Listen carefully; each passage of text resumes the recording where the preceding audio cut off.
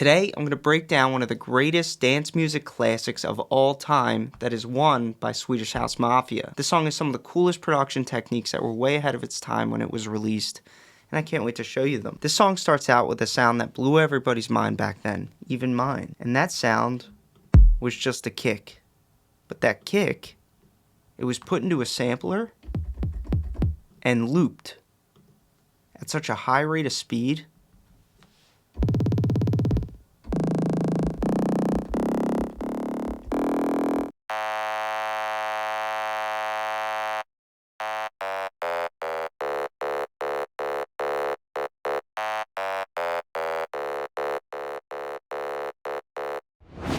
The bass line is a kick, basically. Exactly. And I always think it's crazy that they figured that out in 2010. But it's a little easier if you just take a wavetable synth and load a pulse wave, and you can get something similar.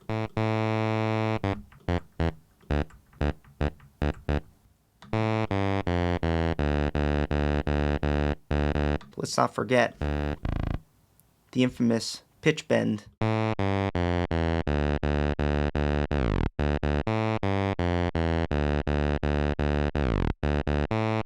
This bass line is accompanied by a melody that uses a very similar movement.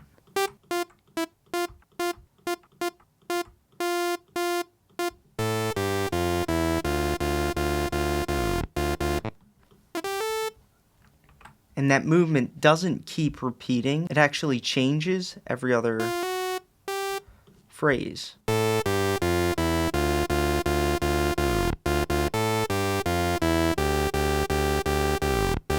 And here's the greatest part about this melody. They pioneered the pedal tone. Let's go.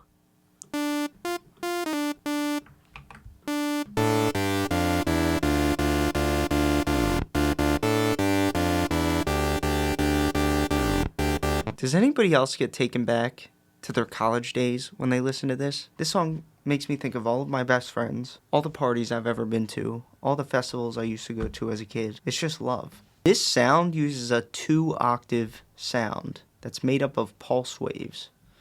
So one of the octaves is just a square. Might actually be down an octave though. Doesn't sound right, but let's keep going. I'll turn on a second oscillator. This one's definitely 2 octaves above this square wave. This oscillator uses a very thin pulse. Still not right. I think this pedal tone has to come down.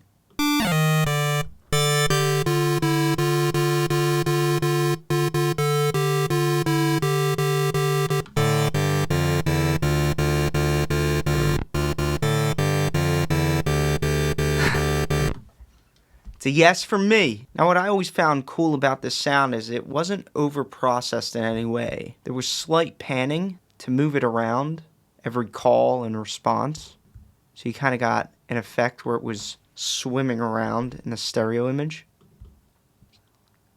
Sounded like this.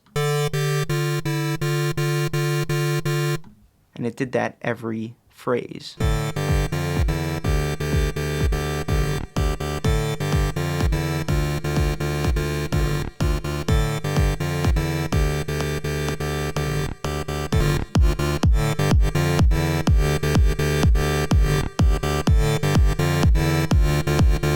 Could you imagine playing this on stage? What a song! Notice how the harmony now has 3 parts to it. The main melody, the bass line, and then the pedal tone. Now as this song develops, they stick to the core movement of the melody and bass line, but everything around it changes. So in phase 2 of this melody, the bass line goes from this groovy bass line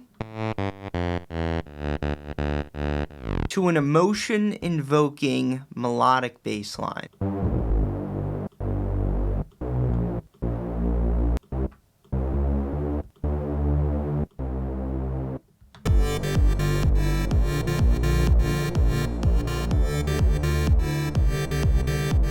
So as this bass line comes in, we go back to the melody. We have to add a layer to it to enhance it. And this melody is enhanced by none other than another supersaw.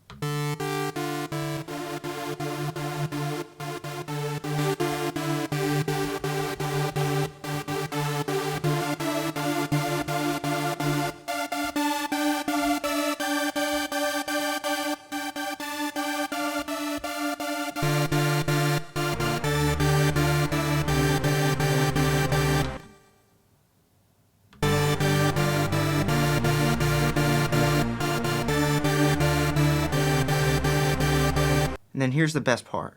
The melody enters phase 3, where it's accompanied by that iconic counter melody that is none other than another supersaw. And it follows the exact rhythm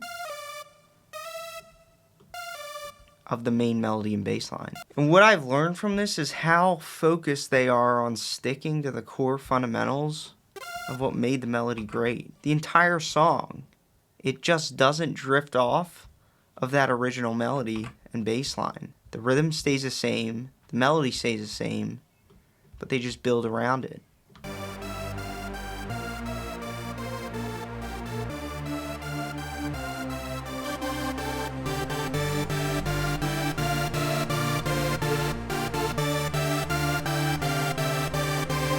Remember these famous big room house toms?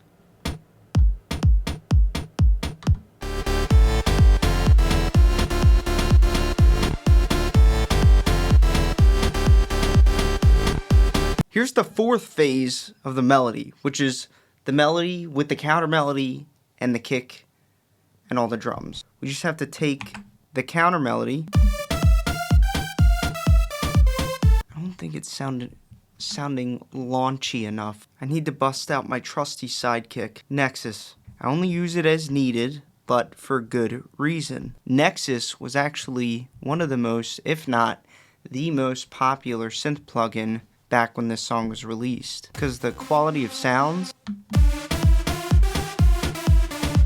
are just really hard to remake. Okay, and here it is.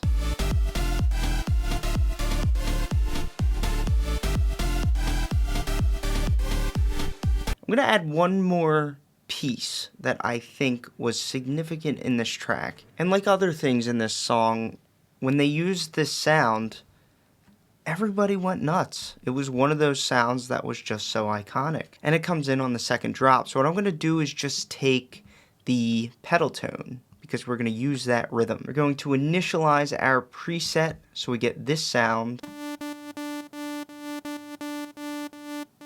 So it's that same dotted eighth rhythm that the entire melody and bass line uses, but they did the coolest thing with it. They took a supersaw, which is a sawtooth wave and a bunch of unison. And we're going to make that infamous riser that a lot of the guys in the 2010s were using. So we're going to take an empty envelope, add it to the coarse pitch, and I believe we have to make this really mild and pull the sustain down. Remember that? Just that sound alone.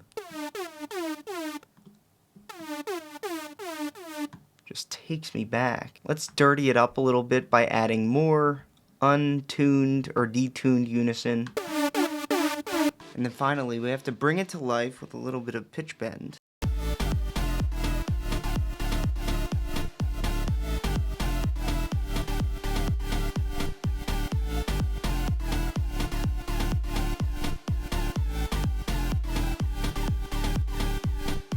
Well, that's a video for you. Out of my entire YouTube career, that is the most fun video I've ever shot. If you would like to work with me one-on-one or check out my courses, I have links for that below, and stay tuned for the next video lesson.